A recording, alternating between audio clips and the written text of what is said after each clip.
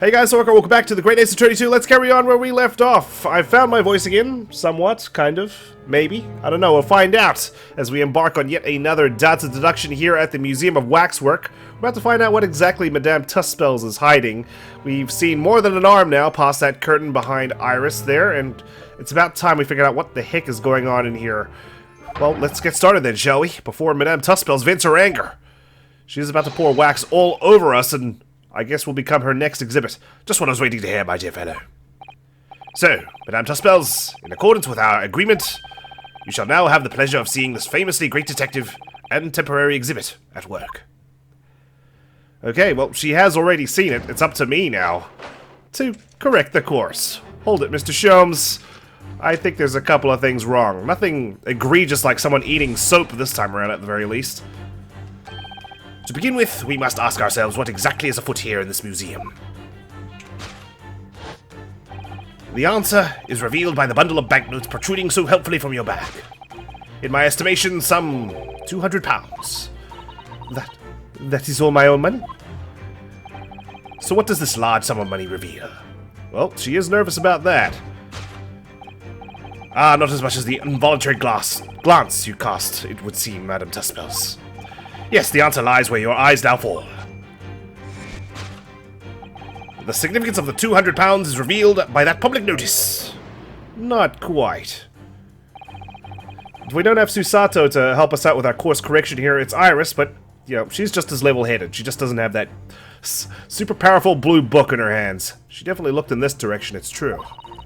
But I'm not sure she'd sell any of her waxworks, even for 200 pounds. Oh? She must pour her heart and soul into making them, don't you think? Over and above the wax. If it were me, I wouldn't sell them for anything. Everyone has a price, Iris. For that much money, I would. But it sounds like that makes me a bad person. Well, anyway. I wonder if the 200 pounds could have some other significance. Let's follow that furtive glance again and see if there's anything else that could explain it. Alright, well, she glanced in this direction. The public notice. I suppose we can't look around. Oh, we can. There we are. Over here. Note on the wall. It even says 200 pounds on it. Let's examine it before we present. What's that note doing pinned on the wall there? Oh, yes. Let's see. Dear Madame Tuspels, we've taken the prisoner from this room. The price for his safe return is 200 pounds. Have the money ready by noon on 23rd October. That's a lot written down there in just 2 lines, and just a couple of squiggles. What? This is... It's just like the sort of thing that's left behind when someone is kidnapped. What do you call that? I don't know, a ransom note, I think. Yes, it's a ransom note. Exactly, that's what I just said, Iris. Come on, man. Get with the program. Pick up what I'm putting down. There we are, ransom note. Always pays to examine before we present. Take that! Take that.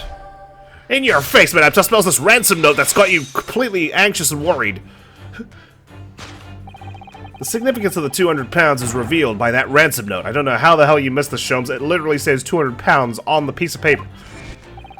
Quite so, and we must congratulate these criminals on their inventiveness, abducting our waxwork. Ah! 200 pounds is no small ransom fee, yet you clearly intend to pay it. The model in question has special importance. So I put together all the money I have. In summary then, the 200 pounds you have in your handbag is ransom money. Now, let us explore the next curiosity with which we are presented. Who is the portly gentleman stretched out so peacefully on the floor? Good question. It would appear the man has suffered a severe shock, the cause of which is clearly known to you. Ah. Unfortunately, madame, keeping secrets does not appear to be your forte. What dealt the man such a shocking blow was, of course, the 200 pounds. No, it was not. So if the waxwork was kidnapped, where does that leave us in terms of who this man is? We could just ask him when he comes round. I think the point of this exercise is to understand the beauty of the deduction process, Iris. Okay, we can't just cheat and ask and interrogate the collapsed man, alright? Yes, you're right. Hurley's trying so hard, we mustn't let him down. Well, there's little doubt that he suffered a shock. That much seems clear. But in that case, what's Madame Tuspels trying to hide? Let's have a closer look around. What really left the portly gentleman stretched out on the floor? The Don't suppose there's anything we can see in that room. What can we look at? We can't even look at the portly gentleman. Nothing on the headstones. There's Madame Tussbells herself. Nothing there. What could it be? Let's keep looking around. Is there anything we can examine at all? Curious. Long-haired braid. Did that smack him? Madame Tussbells has very long hair, doesn't she? Yes, but you couldn't tell looking at her from the front. You know, looks rather like a whip, don't you think? The sort of whip that could have floored the gentleman with a single crack. What is she, a rage? That seems a little far-fetched, even for you, Reno. This isn't guilty gear. Okay, just checking. You never know. Okay, any other weapons around? Well, there's the 200 pounds, which we've already established is not it, but let's examine it anyway. So she was prepared to pay all that money to get her waxwork back again.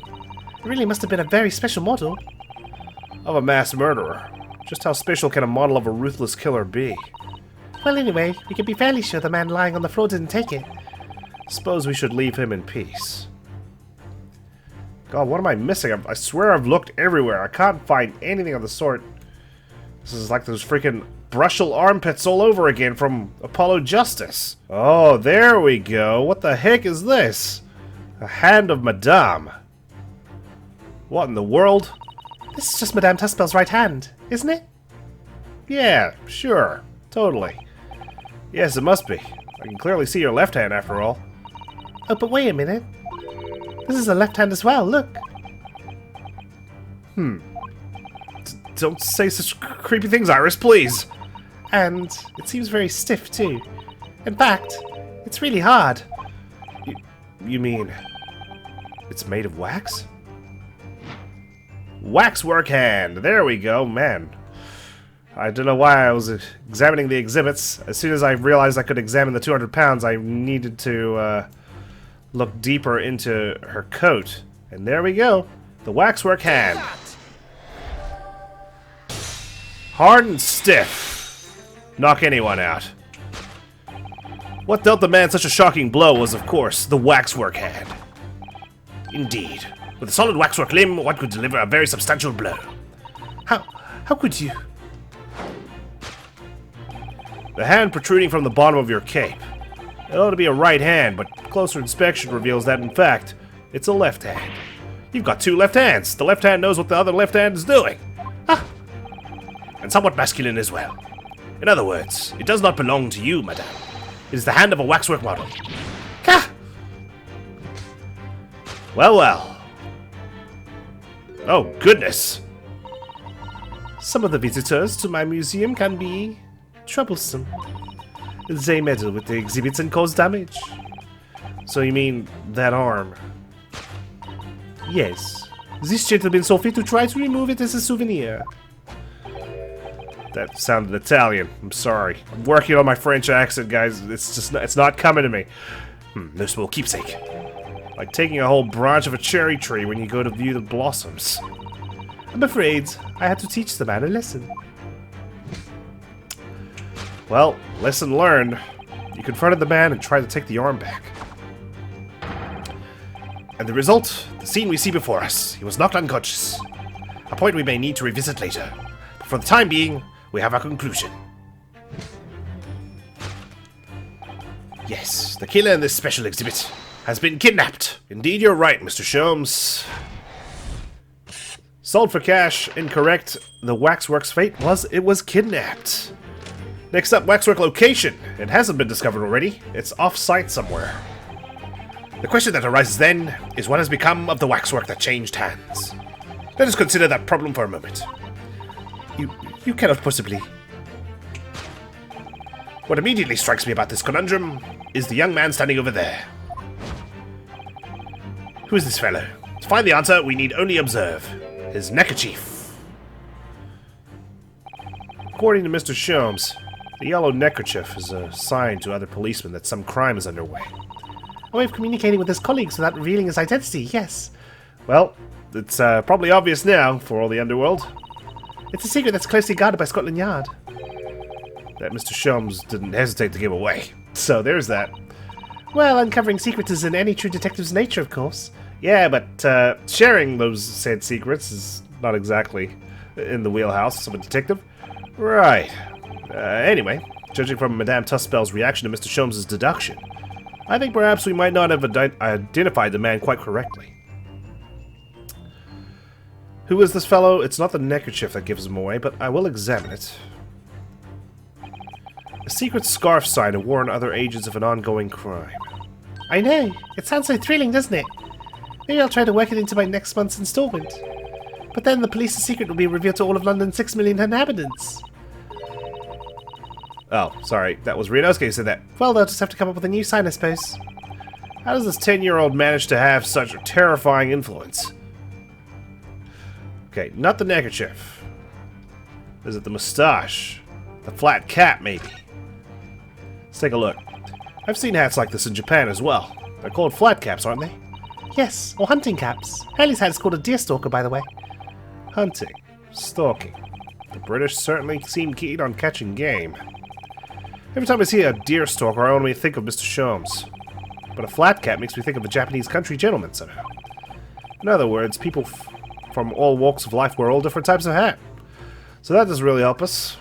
But, nice cultural comparison all the same. Anything behind? Oh, his missing arm. There we go. Shoulder stub. What the? The man has a stub sticking out of his shoulder where his arm should be. Ah, well that settles that then. Right. This isn't a real person at all. His entire arm's been ripped off from the shoulder down. If he is a real person, he's definitely got some odd bone structure, and he's putting on a brave face for missing an arm. His arm's been... Of course, that ties in with what we just found out. Okay. But does that reveal his identity? You know what I mean? We know that, obviously, it's his arm that's in Madame Tuspel's hand, but his identity, though? Is there anything else we can look at? If not, then that has to be what we need to present. But I will take a moment to just inquire one last time. Not about statues being available, mind you. Alright, I'm doing it! Take that! The shoulder stub.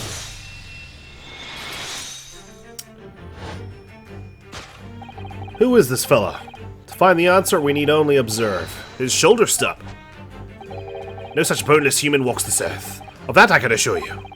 In other words, the man standing here, the young Sergeant John Clay, is in fact, defying all odds, a waxwork model. I seem to remember it was you who concluded he was a real person in the first place, Mr. Sholmes. Never mind that, I'm taking the spotlight off you. He has become quite a celebrity in London, being the winner of no less than 3 policing awards last year. I simply had to make a model of the man. Naturally. What other explanation could there be?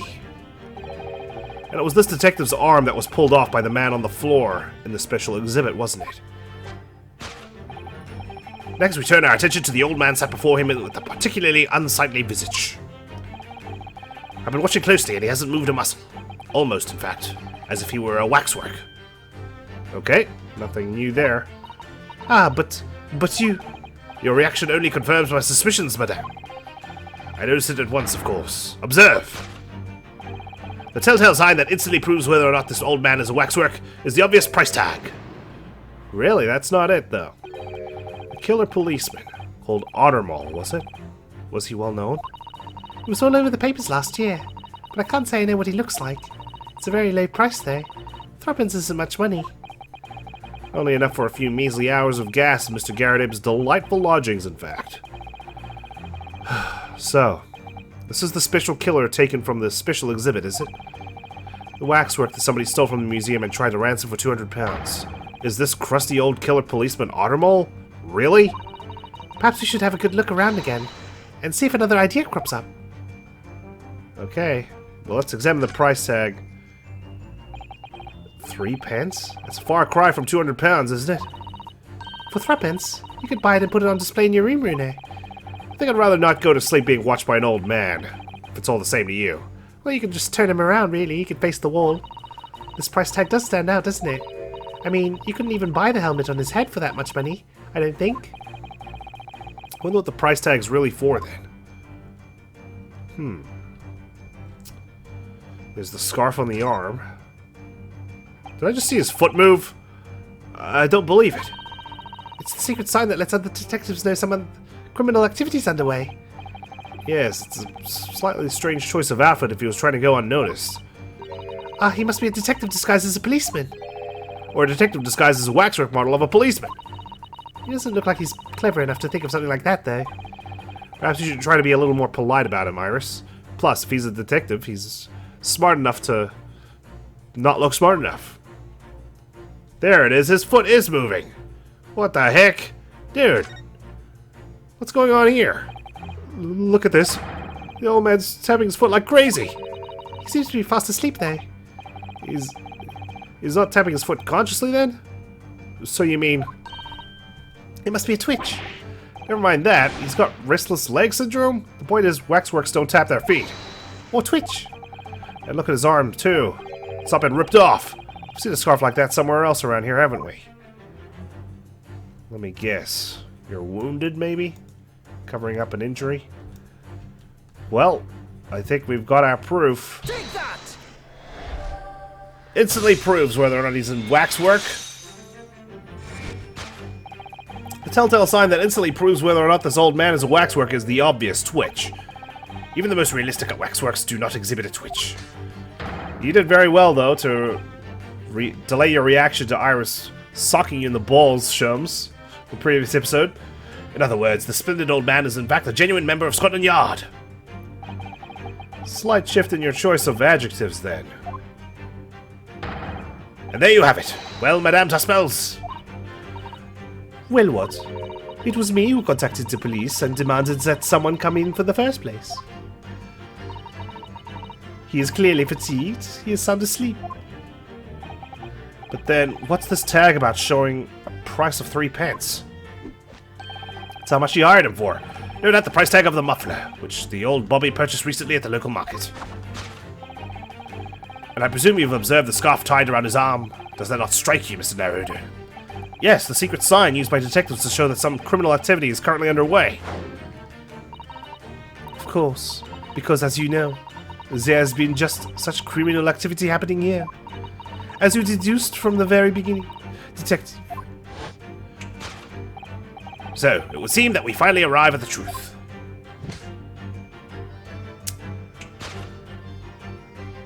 Here we go. The waxwork of the especially ruthless killer from the special exhibit has been kidnapped. And Scotland Yard are already investigating. But the model's whereabouts remain a mystery. Thus concludes Sherlock Holmes' great deduction of this horrifying puzzle. And me too. Toss in Ryunosuke there, please. Still a mystery. Solved. Mystery solved. Deduction complete. Well, well. Aren't I a handy assistant? All sorts of people visit my museum here. Men and women, young and old. Sometimes they drop in just for a short time on their way back from the pub. I welcome them all. But if anyone tries to damage my exhibits, I do not take it lightly. Anyway.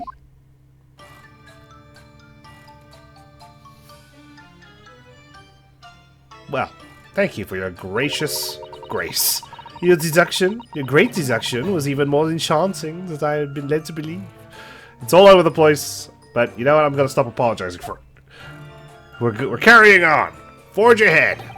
It was a pleasure, my dear madame. I'm gratified that you enjoyed the spectacle. And as for your rough customer, I've no doubt he'll regain consciousness shortly and return home. What concerns me more is the waxwork from the special display, if it was indeed genuinely abducted. Oh, not insurance fraud then? Yes, tragically, it was. Then I would ask you to recount to us the events surrounding the stolen waxwork, in as much detail as possible, if you please. Very well. But after I have told you what I know, I must insist that you return to your work. Where you will finally shut up and stand still. The talents of a great detective could be put to better use, I feel, but as you wish. Alright. speak. The stolen waxwork. Tell us more about the stolen waxwork, please. It was some days ago now, when I came in here one morning. I immediately noticed that the waxwork was missing from the special exhibit here. It is your most prominent display, so that's why the curtains were closed. And I found the ransom note in its place. The culprit must have broken in during the night and taken it then. So this waxwork that was stolen, it was a model of some horrible criminal, I suppose. Of a particularly horrible criminal, in fact. The killer who left a more profound scar on society than any other, I would say. The Professor. Professor Moriarty, here we go! Not a name I've heard of. I'm guessing. Could be. So, Mr. Naruhodo, it seems the circle is complete. Sorry? The Professor case happened around the time I was born, didn't it? Indeed it did, Iris. My arch-nemesis. 10 years ago. A series of murders that rocked the capital. 10 years ago? Yes. At exactly the time that Baroque Van Zieks graduated from university, in fact. Oh no. What? Surely he's not saying... So the big event that changed Mr. Reaper's life was death. As you've surmised. It was the Professor case. Who was this Professor, then? Please tell me more, I'm intrigued. Especially now we got Van Zieks' theme playing. It was a series of gruesome murders that had all of London gripped in terror a decade ago. After 5 victims were killed, the man was arrested and put to death. And now he's immortalized here in wax for all Londoners to admire and enjoy. Though, of course, he happens to be absent at present, on account of the abduction. But I don't understand. How is all this related to Lord Van Zieks? You must first understand, my dear fellow. Why is it that the Professor earned such infamy? It was due to the victims he chose, some of Whitehall's finest. What do you mean, Hurley? Those murdered by the Professor were some of the highest members of the British aristocracy. Members of the nobility, even royalty. It sent shockwaves throughout the country's administration. Members of the... Oh, wait, of course! What Professor Harebrain said. Lord Van Zieks is from a family with noble blood. Oh gosh. It was the 5th victim that led to the Professor's arrest. The last of the killer's prey was a young noble by the name of... Clint Van Zieks. No! I don't believe it! Van Zieks? I'm sure you can piece together the rest for yourself. In the wake of his older brother's murder, the young Baroque pursued a career as a prosecutor. Oh, his older brother. And eventually became the Reaper we know today. Goodness me. I had no idea Lord Van Zieks had such a tragic past. Well, I'm afraid that's all I can say on the matter. For the time being, at least. Well, all prosecutors have some sort of tragic background in one form or the other. You have work to do, as a wax exhibit.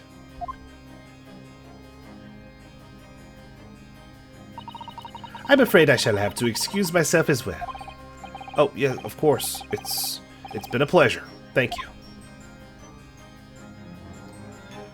The Professor died 10 years ago. And yet we don't know what the Professor looks like. I'm curious. Well, none of the predicted scenarios I've been analyzing involved you coming to visit me here. Oh.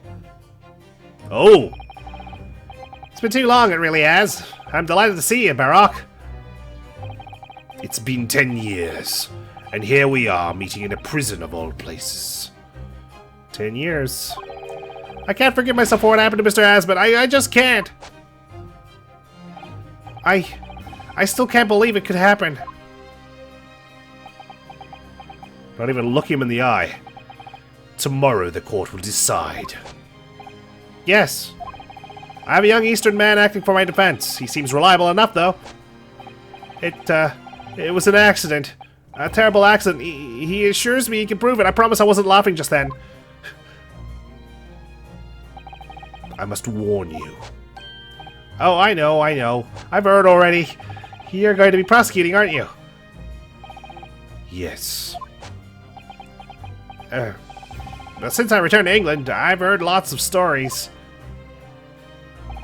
Barack, are you really... What? Oh, never mind. I know that you have my best interests at heart. Yeah, sure you do, even though you're on the opposite side. My friend is on trial. I wouldn't entrust it to anybody else. Of course, I fully understand. Thank you, Barack. Until tomorrow, then. I'll see you in court.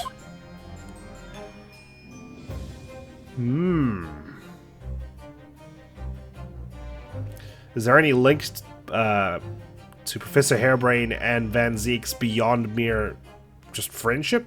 Suppose we'll see. Time to get this trial underway. 23rd October, 8:52 a.m. The Old Bailey. Defendant's antechamber. I can't believe it's been 6 months since I was last allowed to work in court.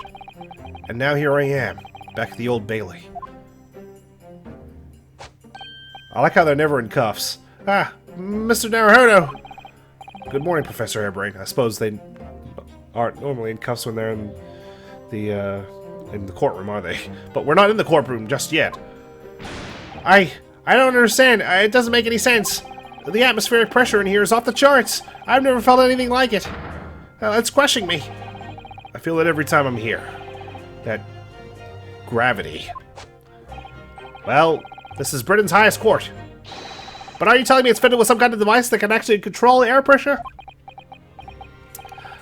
I think it's all probably in the mind. Ah, yes, well, you won't let me down, will you, Mr. Naruhodo? I'm counting on you in today's trial to save my life, to save the secret of my super high voltage instantaneous kinesis machine from being made public. Yes, I understand. I know what I have to do. I have to establish that the explosion 2 days ago was nothing more than an unfortunate accident. Or maybe the title of the chapter, The Return of the Great Departed Soul, is the return of the Professor. Could be. I thought it might be to do with Kazuma being the masked man. But it could be also just the return of the most notorious serial killer in all of London. Well, I'm sure there's nothing to worry about, really. Justice will prevail. My commiserations, Mr. Naruhodo. You appear to have been lumbered with a most tiresome case here. Mr. Sholmes, I didn't expect to see you here. I thought you were fast asleep. That was very mean, Reno, leaving me alone at home with Hurley. It took me at least an hour to wake him. How's that rude of me to leave you alone? I got a court, okay? I have to be here. If I'm not here, Harebrain's done for. Is it... Are you... Sherlock Sholmes? Indeed, sir. I am he. Sherlock Sholmes. Oh, I've heard all about your exploits, even whilst living in Germany. Ah, yes, Rance magazine is on sale in Germany, too. This month's installment was sublime. Your deduction in The Adventure of Silver Blaze was wonderful. Ah, yes, a memorable case indeed. It concerned a snake, I seem to recall. No, that was the Speckled Band. Yeah. Very familiar with that one. Well, thank you for coming. I do appreciate your support. I'm sorry to disappoint you, my dear fellow, but I'm afraid I can't stay. Oh? You still got your employment as a wax model? I have urgent business at Madame Tuspel's. You mean your waxwork job? No, the waxwork abduction, of course. Madame has engaged my services. So you're trying to get to the bottom of that ransom note, are you? The week's wages depend on it, as does the safe return of the waxwork, naturally. As such, I intend to give it my undivided attention. Well, please do succeed, otherwise I won't have a place to set up my office. Oh, well, never mind then. I understand. Of course, with my skills of observation and reasoning, resolving the matter will be as easy as proverbial pie. I shall return forthwith. For until I solve the case, I shall have no money to afford a pie of any description. Ooh, then you must absolutely give it your full attention, Hurley. I guess Rant's magazine's not selling enough copies. Can't even make rent. Quite, Iris, quite. But life is riddled with irony, you know. Whenever I give something my full attention, I have a quite insatiable desire for a pie. One of the universe's intractable mysteries, you might say. Oh yes, quite, definitely, absolutely, I totally understand. Someone a little starstruck? I wish you the very best of luck, Professor Hairbrain. Why, thank you. Before I depart, Mr. Naruhodo, a word in your ear, if you please. What's this about? That's the professor that died 10 years ago. He's still using the name Professor. As you have remarkably little grounding in science, I feel I ought to inform you. As compelling as this super high voltage instantaneous kinesis hypothesis may be, a practical implementation such as was attempted by the professor at the Great Exhibition is quite impossible. But the professor said the demonstration was a success. Yes, it would appear that he fervently believes it was. He's brainwashed himself. I've read Professor Bunnybrain's paper about it too, Reno, and I have to say, I'm sure it can't be done. It can barely be done theoretically, let alone practically. So he's completely barking up the wrong tree. But how could an experiment that had no possibility of succeeding, in fact, succeed? That's contradictory. And it's that contradiction that will be at the heart of the trial, I've no doubt. What's that supposed to mean? Now, I must hurry along. I wish you the best of luck, my dear fellow. See you later, Hurley. Adios, amigo. Good luck. Don't do any dances without me, your dance partner. Well, it looks like you're on your own today, Rene. But chin up. You can do it. You want to stand beside me, Iris? Oh, what about you, Iris? No, I'm afraid I can't help. I have something I need to do. Okay, I see. I see how it is. Everyone's got something to do today. It's going to be a big surprise for you when you find out what it is. You're not going to bloody flood the court with smoke, are you? And make a grand getaway if I start losing. Ah, that sounds ominous. Counsel for the defense and the defendant. Court is about to be in session. Make your way into the courtroom at once. We're on our way. Okay, let's do this. This is quite an intriguing case, so I don't know how everything fits together. But I suppose we'll find out soon. A lot of moving parts. We've got a missing waxwork of a famous criminal that's involved in Van Ziek's past. We've got a criminal mastermind that was dead, and he was posing as an investor. We've got the government trying to basically examine Professor Hairbrain's kinesis machine for any possible, I don't know, intel to download from it. And Professor Hairbrain's adamant that he managed to teleport someone across to where they needed to be. So, yeah, I don't know how it's all going to tie in together. I don't even know who our jurors are going to be. I'm sure they're going to be a lot of familiar faces. We'll find out. An experiment that the laws of science say can't possibly succeed. And a scientist who's convinced that it did. That's the riddle you have to unlock here, Ryunosuke. That's the key to this case. Gulp. Okay. Well, just like every other trial, all we can do is our best. 23rd October, 9:10 a.m. at the Old Bailey courtroom. Wow, okay. No familiar faces on the jury. In the name of Her Majesty the Queen, I hereby declare this court to be in session. We are sitting today for the public trial of Professor Albert Hairbrain. I now call upon the counsels for the prosecution and defense to declare their willingness to proceed. The prosecution is ready. The defense is ready, my lord.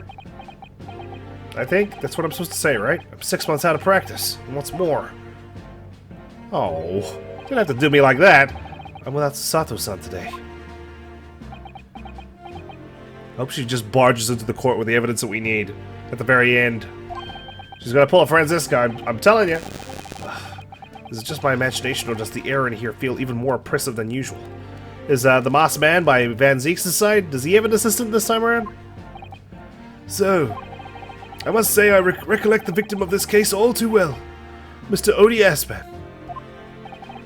Mr. Asman was well known as a financier, though that was merely a front for his diverse criminal activities. It was only a month ago that the man appeared in court prosecuted by you, Lord Van Zieks. But the jury unanimously found him not guilty. Because every member of the jury had been bribed by the sound of it. These powerful London criminals are prepared to go to extreme lengths to keep their freedom. But 2 days ago, on 21st October, Mr. Asmund met his end. The work of the Reaper, was it? No comment. If that is how your lordship would describe divine retribution. But the fact remains that Mr. Asmund's death was a direct result of the actions of the accused, Professor Harebrain. Very well then. Now, ladies and gentlemen of the jury, you have been selected at random to represent the will of the people. Are the 6 of you ready to fulfill your societal duty? I am most gratified to have been selected to carry out this important civic duty, my lord. To have a man's fate in the palm of one's hands? Oh gosh, oh golly, it sends shivers down my spine. Science experiments, magic, conjuring tricks, courtroom trials, all are nothing more than performances. A spurious scholar that defiles the reputation of science deserves to hang. We have to listen to what's said on both sides of the fence and settle on one. That's it, isn't it?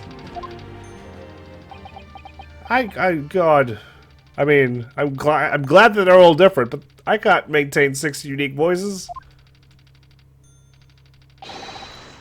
Wasn't like this in my day. Wasn't like this at all. That's the police killer Automolt lookalike. Again. At random, huh? And he's as exhausted as ever, it seems. Pretty sure police officers shouldn't be able to serve on a jury anyway, because of their knowledge of the law and their bias. Now, as I'm sure you are all aware, I don't even think I can serve on a jury, because my wife is a lawyer.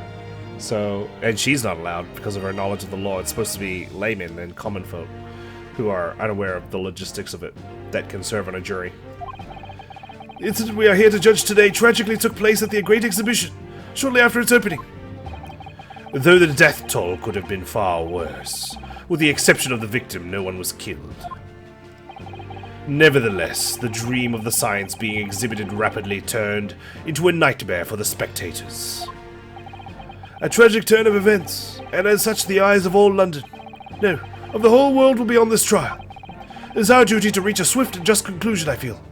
This is only trial 3, too. We may have 2 more, or 1 more.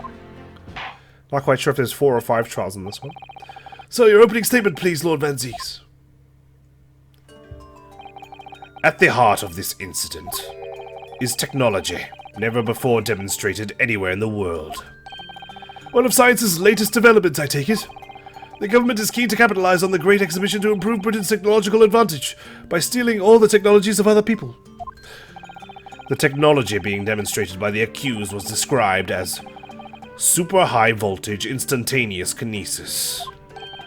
Good lord! It's 1 word per page. It's designed to disassemble human subjects using extremely high voltage electricity and beam them instantly to another location where they are subsequently reassembled? Is such a thing even within the realms of possibility? Well, I don't believe it, that's for sure. Disassembling people with electricity? My goodness, how shocking. I see what you did there. Oh, the whole idea is absurd. Hypothesis would never stand up to scrutiny. Sir, I believe you are a fellow of the Royal Society, are you not? An expert in your field. I am, and my word on the matter can be considered final. Instantaneous kinesis is poppycock. So this expert and Mr. Sholmes are in agreement. It's impossible. What is the prosecution's view on the matter? I don't care, I'm just here to prosecute him. The prosecution would assert that the accused's instantaneous kinesis demonstration was a success. Whoa, okay. What are friends for, huh, Harebrain? What? What rot? Goodness.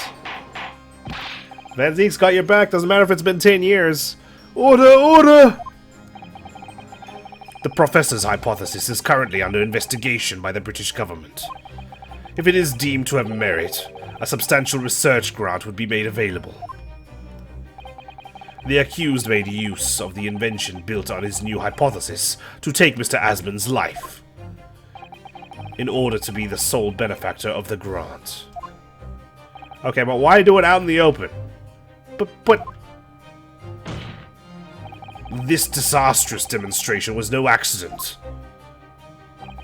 It was carefully designed from the outset to end the life of the victim. Carefully designed? Are you sure? Thank you, Lord Van Zeeks. The prosecution's stance is clear. But you will now bring forth witnesses to substantiate your claims. Gladly, my lord. Well, there it goes. Bailiff! Show the first witnesses to the stand. Witnesses plural, it's Hairbrain and Gregson. Witnesses, state your names and occupations for the court. Yes, sir. Tobias Gregson, Detective Inspector, Scotland Yard's Homicide Division. I was on duty at the demonstration on the day in question and in charge of the following investigation.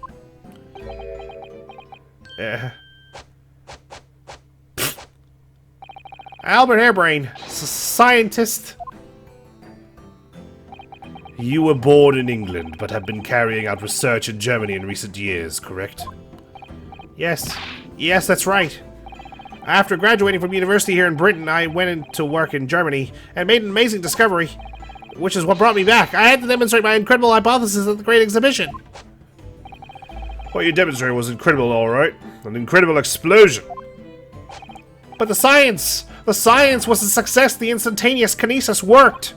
Everyone saw it. They must have done. Yes, there was the terrible accident, but fuck, man. I did it. Give me my grant money. The demonstration of my hypothesis was a success. Well, that much is undeniable, as shown in this photograph taken by the forensic investigation team. This was taken inside the Crystal Tower, I take it.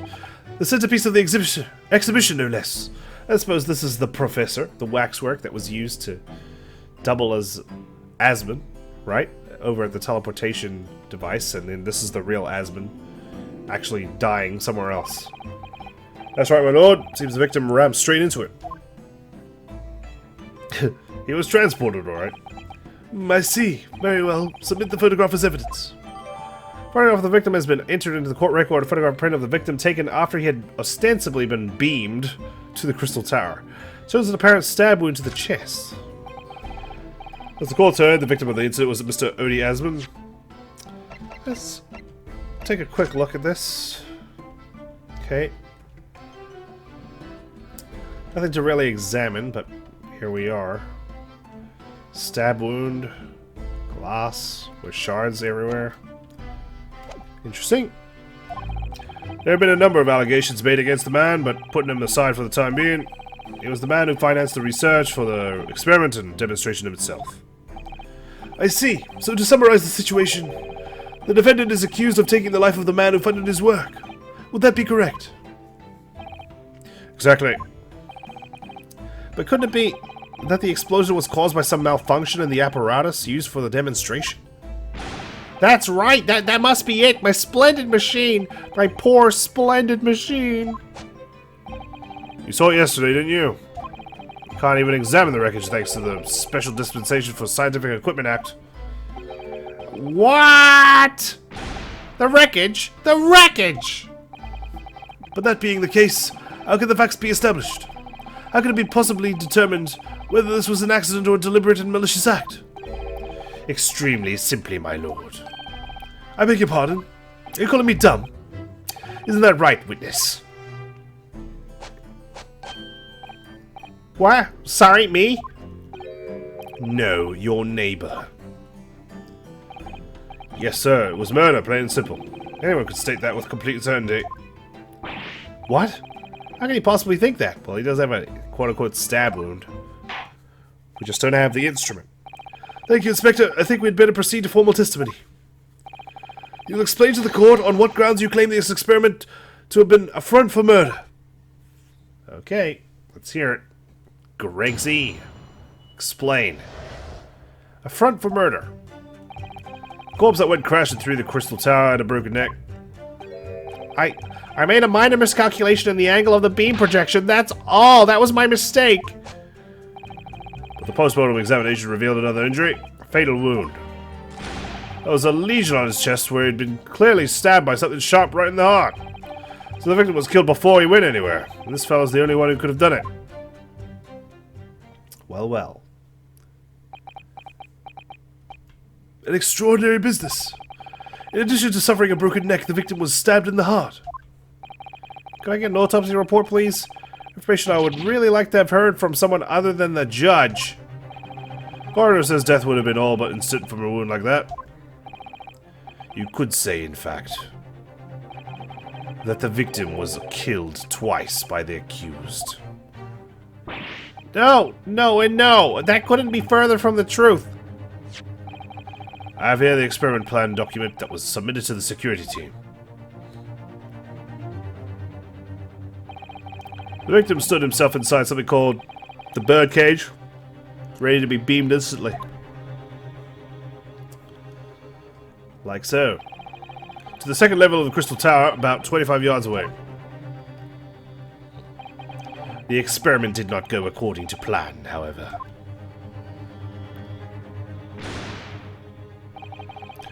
As the machine was put into operation, there was a large explosion. Ah, the blast caused the beam transmitter to point higher than intended. Accordingly, the kinesis resulted in the birdcage materializing in midair, from where it subsequently fell, crashing through the glass of the crystal tower's large round window. My word! One assumes the victim's neck was broken upon impact with the tower, then. I'm so sorry. I didn't mean for this to happen. The machine was just too powerful. What have I done? What have I made? But honestly, really, I swear it was just an accident. A terrible accident. Unfortunately, that excuse can't save you. No, not considering the sharp murder weapon that pierced the victim's heart. What was it? A murder weapon? What are you saying? This is the autopsy report submitted by the coroner. The prosecution would like it entered into the court record. At long last, your request is granted, counsel. The autopsy report of the victim, Mr. Asman. His neck was broken from the impact of a violent fall, and he was stabbed in the chest with a sharp object. For good measure, I suppose. I was there in person, you know. I saw the whole ludicrous performance. And the only other person on stage with Mr. Asman was that disgraceful excuse for a scientist. Then really, by all accounts, it must have been him. Hard to think otherwise, really. Very well, counsel for the defense. Proceed with the cross-examination, please. Oh, yes, my lord. I need to focus here. It's been a while. Oh, it has. Alright. Time to crack open this testimony. Figure out what exactly we're looking for here. A front for murder.